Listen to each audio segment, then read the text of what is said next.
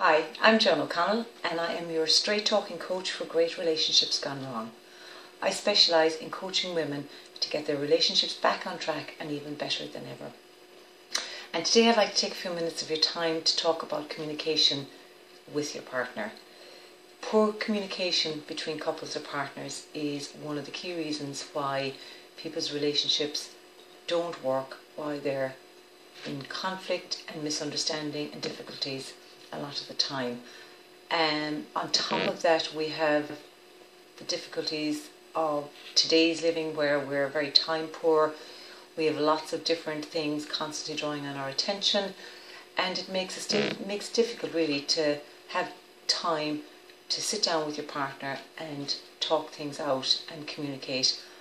Many people are communicating, passing each other literally on the street or in the kitchen in the morning, at night, and it doesn't give much time.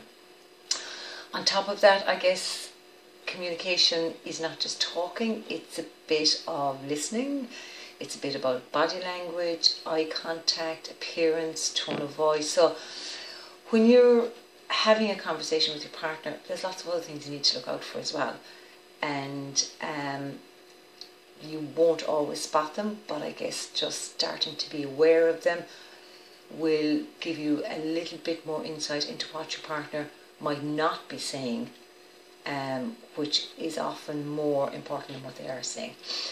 So I recently been coaching with a client who found it extremely difficult to A, pin her partner down to have a conversation, and B, to get them to hear her and what she needed doing or what needed to be done. So she worked on these few things, and they worked out quite well for her. Now, these can be used on your day-to-day jobs that need to be done, like picking up the kids, who's cooking dinner, who's dropping the kids to sports, that type of thing. Or they can also be used if you're having a bit more serious conversation about a more serious matter. So my client, her first issue was trying to get her partner undivided attention. So what she started doing was, she would, when he came home in the evening, she would say, "I need to speak to you. When you're ready, come and talk to me." At that point, when her husband was ready to speak, he would come along, TV off, mobile phones left outside. They would sit down, have the conversation face to face, so that she knew he was listening to her and giving her his full attention.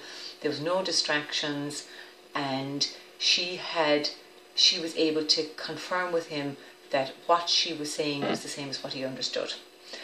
That, along with when things did sometimes go wrong and things were miscommunicated, either she picked them up in a case where she picked them up incorrectly or he picked them up incorrectly, trying not to put the blame. So, you did it wrong. Why did you forget? You never get it right. Trying more to sort of say, okay, this went wrong, but what can we do together to stop it happening again?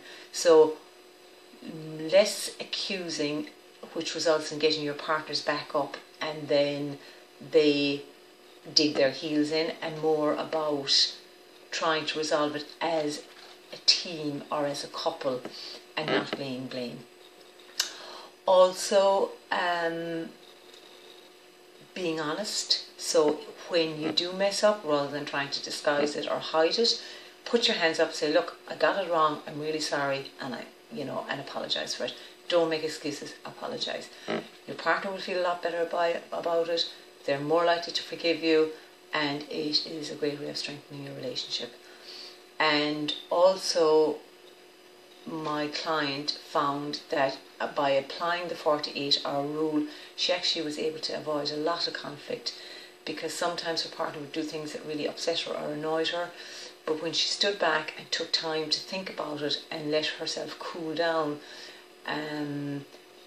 it was often a case that really her reaction was more because she was upset or feeling overwhelmed or in a bad place, and it wasn't so much what her partner did or didn't do, but it was the way she reacted to it. So she often found that there was no need to have a conversation about it, because in actual fact, after she'd calmed down and she thought about it, she really wasn't that upset about it.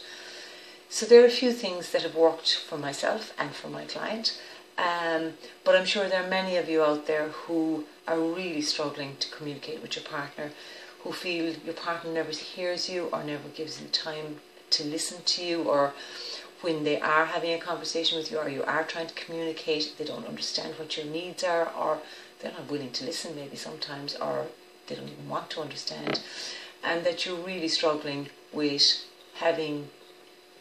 being heard and having your needs met. If this is you and you'd like to talk about it, please PM me through my Facebook page, Joan O'Connell Coaching, or email me on joanoconnellcoaching.com, and I'd be really happy to talk to you. Thank you for listening, and I look forward to talking to you soon.